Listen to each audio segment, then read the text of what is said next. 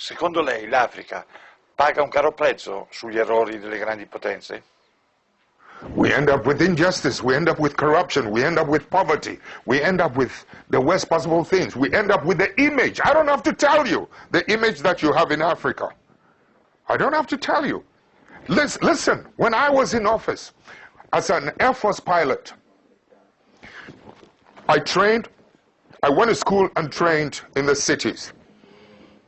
When I became an Air Force pilot, I had the opportunity to travel around the country. That's when I saw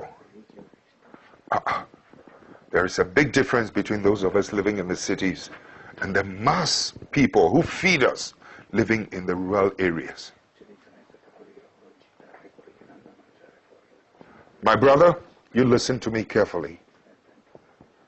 The water they drink in those rural areas is such that the water you use to flush your toilet, the water we use to flush our toilet in the cities is much cleaner than the water they drink in the villages. No clinics, no hospitals, etc. No headache, no needles to even sew their clothes. That's when I began to see the parasitic relationship between our cities and this thing. I mean, I've seen too much injustice in my country when I decided enough was enough.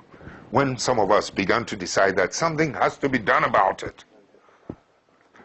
When we emerged into political office, you know something? Electricity used to be limited to only 27% of the country. In the shortest possible time, we were able to, with Italian assistance, we were able to extend electricity from 27 to almost 87% of the rest of the country.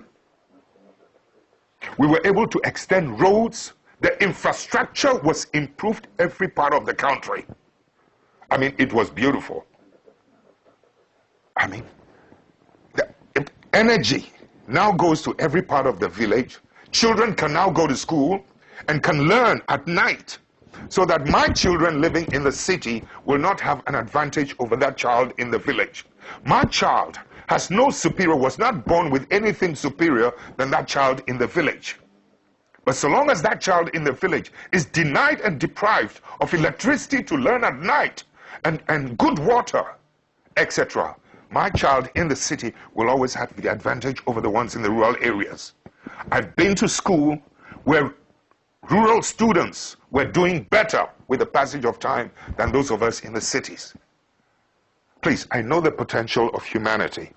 So when you're talking about the effects of some of these things, sometimes, you know, these superpowers must learn to accommodate and to live and to accept patriotic leadership, patriotic citizens. Too often, they're happier with people who are not patriots. But you, in Europe, excuse me, don't get angry, you never seem to know the role that some of your bad businessmen, you have good businessmen, and I respect them, but some of your bad businessmen are always doing bad things on our continent. And it's our people who suffer. This kind of thing must stop. Your governments must begin to wake up to help us, to help to police and to maintain the integrity of economic policies and economic practices in my country. Your country must help us to protect the judiciary in my country. Your country must help us to police and to monitor and to protect the political integrity in our continent.